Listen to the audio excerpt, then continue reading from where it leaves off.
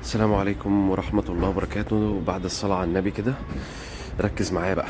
دي ريو 2014 فابريكا كلها أعلى فئة، دي التوب لاين، الجنط ال17 زي ما احنا شايفين وفتحة السقف وكل حاجة.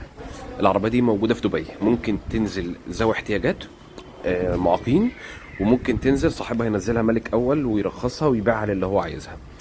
اللي انا عايز اركز عليه في الفيديو ده ان هي لو نزلت معاقين لك ان تتخيل سعرها لن يتعدى ال 380 الف بالشحن بكل حاجه لحد ما تستلمها في ايديك ان شاء الله. 380 الف، قول يعني بمصاريف المينا لو زادت وي مش هتجيب ال 400 الف.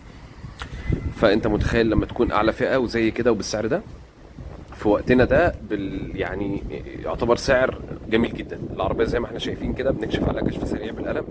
البوهيه كلها الحمد لله فابريكا، حتى ما فيهاش رش تجميلي، مع ان هناك الرش التجميلي ده عادي، ولكن دي حتى ما فيهاش رش تجميلي. تمام. والفحص قدامكم زي ما انتم شايفين، دي هنا مكان اللزقه كده اللي بتكون على العتب، لكن باقي العربيه زي ما احنا شايفين العربيه نظيفه جدا، فابريكا اعلى فئه.